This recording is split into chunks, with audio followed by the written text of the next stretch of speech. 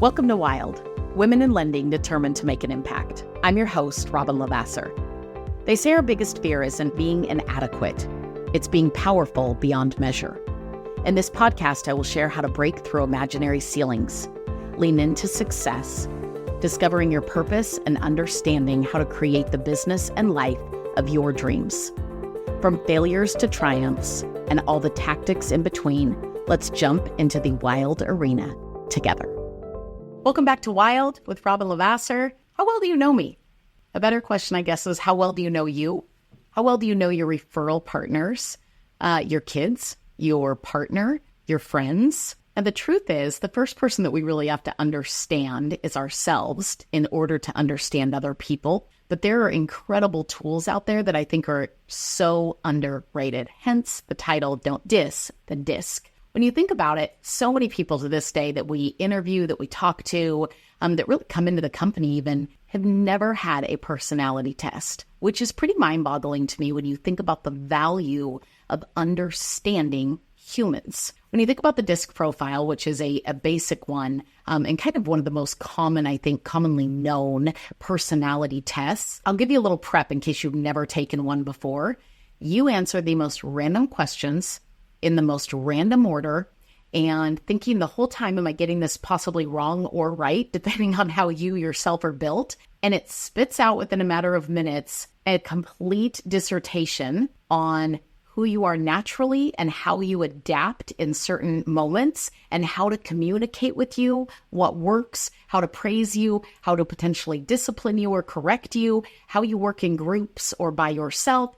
And I will tell you what, if you read it, I would say it is probably 98% spot on for people that I see. In fact, sometimes it can feel borderline offensive. Like, I feel like you're talking about me. And yes, guess what? It is, because you answered questions that led to it. And I don't know how they know if you chose a purple horse that you all of a sudden have this personality, but that's what ends up happening with any of these personality profiles.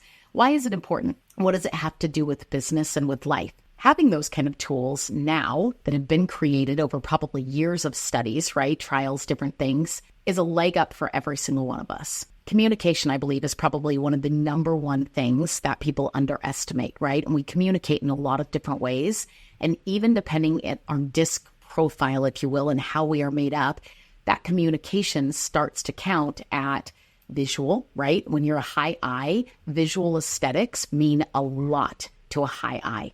To a high C, they might mean absolutely nothing.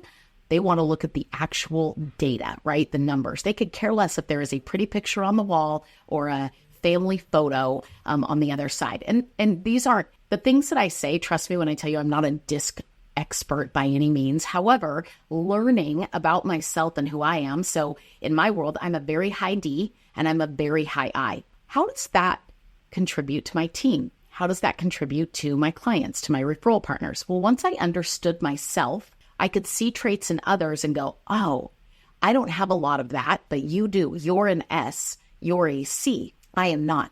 Now, most people I can pinpoint these days and say, I bet if I saw your DISC, this is what I would see. Why does that help you? When you are sitting down with a client and they are a high C, you know that the most important thing that you can do for them is help them understand, analyze, and choose the best option based on actual data. It is so incredibly important to them that all of the I's dotted and T's crossed are going to be incredibly important throughout the transaction. A high C often doesn't want to sign anything until all the numbers are exact, right? They're the ones who maybe drive you crazy, who are like, I'm not signing this. And you're like, no, you'll see it on the next form that gets sent out. Doesn't matter. Not signing the one that is wrong. Your high C wants to see all of that data. I used to get frustrated at who I was sitting across from as if they possibly weren't my client or a jerk or too analytical. It's really because they were just different than me. And so what actually makes them feel comfortable is very different than what makes me feel comfortable. I'm a relationship person or a bottom line figure, but I don't want all the details. When I understood that about myself, I then understood how to work with people, right? Even in my own marriage, my children, all of those things. And so if you have an actual understanding of personality profile, You can get better at reading other people. And here's one of the best things that I think comes of it. You no longer think other narratives about it. You recognize that we are all just built differently. And while we can adapt a little bit from the zone that we are most natural in, so if I'm a high D naturally, how do I adapt in a moment of stress? How do I adapt in a moment of fun, right? What does that look like? We all have a natural and an adapted style, but really it's not very far off most of the time, which means, hey, you were just built differently than me. Now that I recognize that, I don't need to try to change it. I don't need to get angry at it. I need to figure out how to work within it. And can we work well together as a result of it? I'll tell you a story. My sister is a high S, and she actually works in the mortgage industry at our office, and she loves a long explanation for everything. What I didn't realize is that she was feeling incredibly offended as she would walk into my office, and frequently in the workplace, I am a high D. So I like, bottom line, what's the problem? How do we get to the solution? She wants to tell me a very long story of what happened to begin with, and then eventually the problem, and then eventually talk about solutions. When I'm in D mode and she's in S mode, we are very likely to offend one another. I'm annoyed. She feels dismissed. It's not a win-win. Now, I love the heck out of my sister, I will tell you that, and she is brilliant in her workspace, as am I. But we didn't understand each other for a very long time. Once we understood one another's disc, she would walk in sometimes and I would say, I'm sorry, I'm in high D mode. And she would go, got it. Here's the bullet points. And she would shift. Now, I could get away with that about 3 or 4 times in a row, where sometimes I would have to stop and go, you know what? Tell me the whole story. Why? Because I had to allow for her to be her with me as well in order for her to feel cared for. Leads me to another disc profile that really is about love languages, right? I have sworn by love languages in my marriage. I swear by understanding not only my own love languages, my husband's love languages, and then that of my teams. Yes, they have it in a more PC version, which is like love languages in the workplace, that type of thing. But the truth is, we all have a language that speaks to us. I am not a huge gift person. I've never been a huge gift person. When people love to give gifts, I think it's really nice, but I'm not. I actually like to gift more than I like to receive. But man, I love an attagirl. I know it about myself. I love a shout out. And while I hid from that for a little bit, the truth is I need a gold star. I need a pat on the back, a recognition. I had an employee who absolutely, it was just glaringly obvious that she needed that attagirl.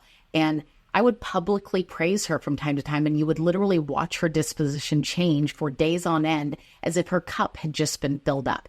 My husband's a quality time guy, right? Like when we understand those things about one another, we can recognize, you know what? I'm not speaking enough of the love language, which means their cup is empty with me. And that creates friction, tension, lost clients, lost relationships, people not feeling cared for. And so gaining perspective through all of the data that's already been written in books, put into podcasts, and issued in tests literally will help you not only grow just in your personal perspective of human beings and yourself, but it will absolutely catapult your business if you really spend some time in this space. Disc profile, highly recommend.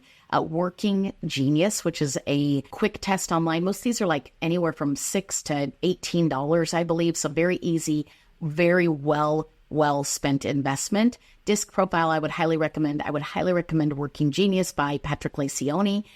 He does a beautiful job of you understanding yourself in the workplace, understanding your competency, your frustration, and your joy zone. I'll tell you what, if you are doing work every single day that never hits your joy zone, you will be miserable in your job for the rest of your life. If you can stay in your joy and competency zone most of the time and do very minimally in your frustration zone, man, you are going to love work and it will never truly feel like work. Most people don't even know that about themselves well enough to know that they need to make a change or an adjustment and how to ultimately find joy every single day in the work that they do. Enneagram, that's another one that I'll wrap in, and then Strength Finder. Those are two awesome ones. Enneagram, I love it when people understand it because you can literally ask a client, have you ever done a personality profile? And if they have, it's a great conversation starter with both clients and referral partners. They'll tell you all about it. I'm an 8. I'll tell you what, Enneagram on the 8, If it's a bad version of the 8, meaning an unhealthy version, it's ugly. When I first read it, I was like, oh, good night. That is an awful, awful thing.